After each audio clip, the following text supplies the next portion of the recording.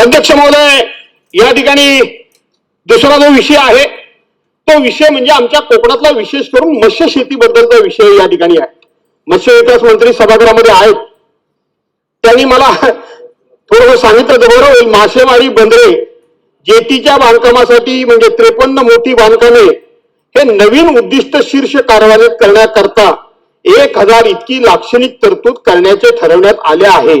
बाब क्रमांक डॉक्टर 61 आणि पान क्रमांक 40 त्याच्यामध्ये हे विशेष आहे. ही 1000 रुपयामध्ये आपण कशा पद्धतीची बांधकामं बांधणार आहात, कशा पद्धतीची ही मोठमोठी बंदरं उभी करणार आहात, केंद्र सरकारच्या निधीतून उभं करणार आहात.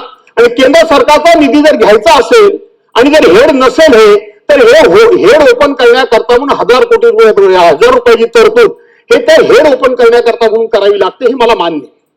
कारण हा नवीन विषय असेल, कदाचित नवीन योजना असेल किंवा नवीन हे हेड ओपन करायचं असेल म्हणून 1000 रुपये.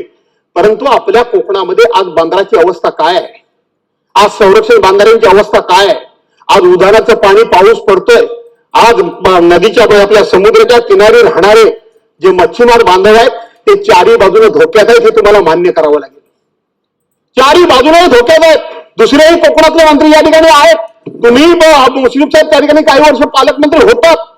वर्षानुवर्ष ही मंडळी आपला जीव मुठीत धरून त्या ठिकाणी जगते. त्या ठिकाणी समुद्र किनारच्या असलेल्या नारळी पोपळीच्या, पोपळी म्हणजे सुपारी, नारळी पोपळीच्या बागा ही इरोजन होऊन होऊन समुद्राच्या लाटांना त्या ठिकाणी धूप होऊन होऊन होऊन त्या ठिकाणी त्यांच्या नारळी पोपळीच्या बागा सुद्धा कोसळून पडतायत. अनेकांच्या घरामध्ये उधाणाचं पाणी शिरतंय. अचानकपणे अमावास्या पौर्णिमेला समुद्राचं पाणी भरतीवर एकदम वाढून येतं आणि त्यावेळेला कितीतरी लोकांच्या घरामध्ये पाणी शिरून त्या लोकांना त्यांचा जीव अतिशय धोक्यात आलेला असतो. आणि म्हणून आपण या ठिकाणी कोकणाकरता खास बाब मी विरोधी पक्षाचा असल्यामुळे माझ्याकरता नाही पैसे दिले तरी चालते, ते तुम्ही करणार आहात. आम्हाला पैसे देणार नाही हे आम्हाला माहितीच आहे. आम्ही आमच्या मनाची तयारी केलेलीच आहे. पण दिवसावेळी तुम्ही असे विचार करून किती छोट्या मनाचे लोक होत आहे हे सुद्धा महाराष्ट्र बघतोय. ठीक आहे, माझ्या मतदारसंघामध्ये पैसे द्या अगर देऊ नका, पण माझ्या कोकणाकरता पैसे द्या.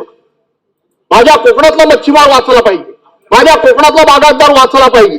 तो वाचण्याकरता म्हणून आपण जर अशा पद्धतीनं मोठ्या प्रमाणामध्ये उदयजी वगैरे जर संरक्षण भिंती करता, ज्याला आपण प्रोटेक्शन वॉल म्हणतो, त्या बांधून जर लोकांची घरं वाचवलीत, गावं वाचवलीत, शेतीवाडी वाचवलीत ना, बागा वाचवल्यात, त्यांचा जीव वाचवल्यात, तर तुम्हाला लोक आशीर्वाद देतील.